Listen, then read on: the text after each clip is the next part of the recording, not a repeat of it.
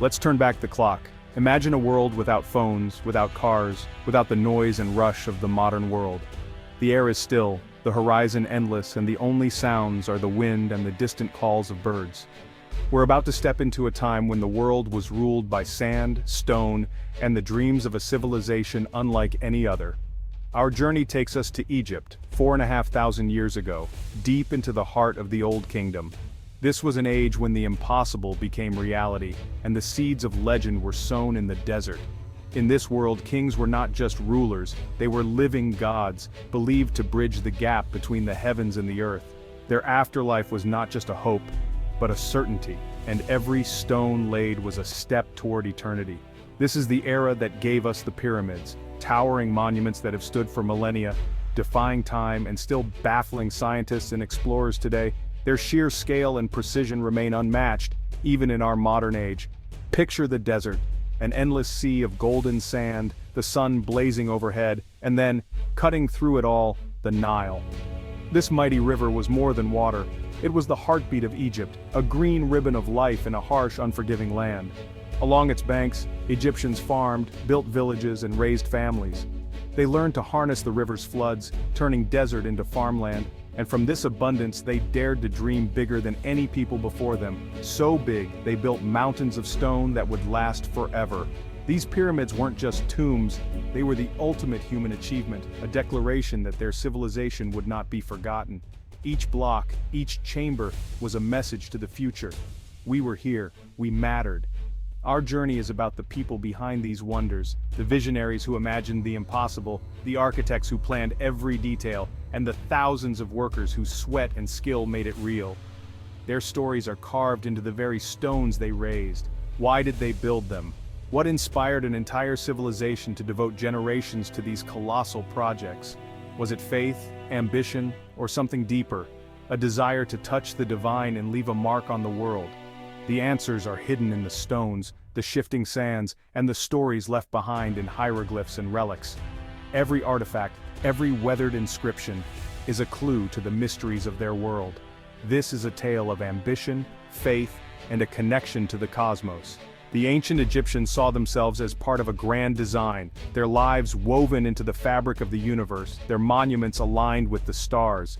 Forget the alien theories, the real story is even more incredible. It's a story of human ingenuity, determination, and the relentless pursuit of immortality. We'll walk in the footsteps of pharaohs, architects, and thousands of workers, ordinary people who achieved the extraordinary. Their legacy is all around us, waiting to be rediscovered. The pyramids are a testament to what humanity can achieve together. They remind us that when people unite behind a vision, there are no limits. Let's dive in and uncover the secrets of the land of pharaohs. To truly understand the marvel of the pyramids, you first need to grasp the heartbeat of ancient Egypt, the mighty Nile River. This river was far more than just a body of water. It was the very lifeline of an entire civilization, shaping every aspect of daily life and culture. Each year, like clockwork, the Nile would overflow its banks, flooding the surrounding land. When the waters receded, they left behind a thick layer of rich, black silt. This fertile soil was a gift from the gods, transforming the desert into a green oasis and making Egypt one of the most productive agricultural regions in the ancient world. This natural cycle fed the people, allowing them to grow abundant crops of wheat and barley. These grains were the foundation of their diet, used to bake bread and brew beer, staples that sustained both the rich and the poor. Most Egyptians were farmers, living in simple mud brick homes clustered along the riverbanks. From sunrise to sunset, they toiled in the fields, their lives intimately tied to the rhythms of the Nile. But when the floodwaters came, the fields vanished beneath the water for months. Farming had to pause, and the land rested, preparing for the next season of growth. Yet this was not a time of idleness. Instead, it was a unique opportunity. Thousands of workers, freed from their fields, became available for massive state projects. Pharaohs seized this moment, channeling the nation's manpower into building grand monuments, temples, and of course, the awe-inspiring pyramids. The Nile didn't just feed Egypt, it gave the people the time, resources, and unity needed to build on a scale the world had never seen before. Imagine a society perfectly in sync with the river, turning the predictable rhythm of nature into opportunity, prosperity, and monumental achievement. They were not just farmers, but also skilled craftsmen and builders, all united by the river's pulse, working together to create a legacy that would last millennia. The Nile was the foundation of it all. Without its life-giving waters, the pyramids and the civilization that built them would never have existed. Egypt's greatness, its enduring wonders, and its very soul flowed from the timeless waters of the Nile. Why build pyramids? For Egyptians, the pharaoh was a living god, and his afterlife journey kept the universe in order. The first great leap was Djoser's Step Pyramid, designed by Imhotep, stacked mastabas forming a stairway to the stars. Later, Sneferu experimented, perfecting the smooth-sided pyramid with the red pyramid. These structures symbolized the sun's rays and the primordial mound of creation. When Khufu took the throne, he aimed higher, the Great Pyramid at Giza. This wasn't just a tomb, it was a cosmic engine, ensuring the king's divinity and Egypt's stability. Priests would perform rituals here for centuries, sustaining the pharaoh's soul. The pyramid was a declaration of power, faith, and the eternal journey beyond death. It was Egypt's ultimate statement to the universe. Building a pyramid took years of planning and organization. The site had to be perfect. On the west bank, above floodwaters, on solid bedrock. Surveyors used simple tools to lay out the base with astonishing precision, aligning it almost perfectly to the cardinal points. The Giza Plateau was chosen for its ideal location. Overseers managed the project like CEOs, with scribes tracking every detail: workers, food, tools, and stone deliveries. Workers were organized into teams with names like the Friends of Khufu, creating camaraderie and competition. Each crew had a specific job: quarrying, hauling, or setting stones. This wasn't chaos, it was a well-oiled machine. The division of labor kept the project moving efficiently. Every stone, every task was part of a grand design. How did the ancient Egyptians move millions of massive stones to build the pyramids? The answer lies in a combination of remarkable ingenuity, relentless determination, and the power of teamwork. These were not just feats of strength, but of organization and innovation.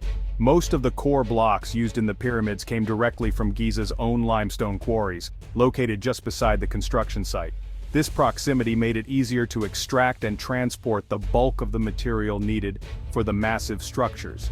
However, the finest white limestone for the outer casing and the hard granite for the inner chambers had to be brought from quarries miles away, sometimes over 500 miles to the south. These stones traveled long distances by river, floating on large wooden barges along the Nile. In the quarries, workers used hard dolerite stones to pound deep channels into the limestone, slowly shaping the blocks with patience and skill. Once the channels were made, they inserted wooden wedges into the cracks and hammered them in tightly. Then, by pouring water over the wedges, the wood expanded, causing the stone to crack and separate cleanly from the bedrock, a clever use of natural materials and physics. Granite from Aswan, far to the south, was loaded onto barges and floated down the Nile during the annual flood, taking advantage of the high water to move these heavy blocks closer to Giza. Once on land, the stones were placed on wooden sledges and dragged over the sand by teams of workers, a process that required both strength and coordination. To make this grueling task easier, workers discovered that wetting the sand in front of the sledges reduced friction, allowing the heavy stones to glide more smoothly. A simple trick that made a huge difference. As the pyramid rose, the Egyptians built massive ramps to move the stones higher and higher. These ramps could be straight, zigzagging, or even spiral in design, depending on the needs of the builders and the stage of construction. Constructing these ramps was an engineering challenge in itself, requiring careful planning and vast amounts of mud, brick, and clay. The ramps were built from locally sourced materials, shaped and packed to support the weight of both the stones and the workers. Teams of laborers, sometimes hundreds strong, hauled the stones up the ramps using thick ropes, their movements perfectly synchronized. A foreman led the effort, chanting rhythmic commands to keep everyone moving together, turning back-breaking labor into a coordinated dance of human effort. Every single block placed was a testament to the coordination, muscle, and perseverance of the workers. The process was painstakingly slow, but their determination was unwavering. The construction of the pyramids was a monumental achievement, carried out on a scale the world had never seen before, a true marvel of ancient engineering and human collaboration. Forget the slave myth. The pyramid builders were skilled Egyptian workers. Most were farmers during the flood season, joined by year-round craftsmen and artisans. They lived in a planned village near Giza, with homes, bakeries, and workshops. Workers were well fed, paid in bread, beer, and meat, a sign of respect and value. Archaeology shows they received medical care. Injuries were treated, bones set, and even surgeries performed. Graffiti on pyramid blocks reveals team pride. Names like the Friends of Khufu gang. These weren't faceless laborers, they were individuals with families and stories. Their hard work left marks not just on stone, but in history. Building the pyramids was a source of pride and identity. They built more than monuments, they built a legacy. The pyramids were more than tombs. They were the heart of Egypt's economy and religion. Each complex included temples, tombs for royals and officials, and a priesthood performing daily rituals. Vast estates supplied offerings, creating jobs for priests, farmers, and craftsmen. The pyramid redistributed wealth, supporting thousands and reinforcing social order. For Egyptians, the pyramids symbolized cosmic stability and the king's divine power. Building and maintaining it was a civic and spiritual duty. The necropolis layout mirrored society. Proximity to the king in death reflected status in life. The pyramid was a map of Egypt's world, set in stone. It united people in purpose and belief.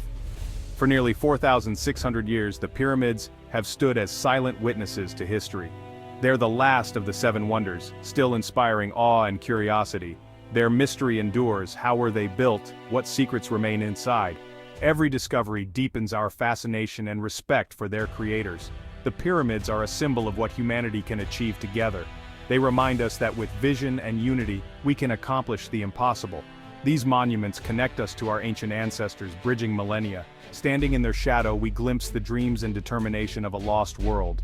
The pyramids challenge us to consider our own legacy. They are echoes of eternity, a testament to human ambition that will never fade.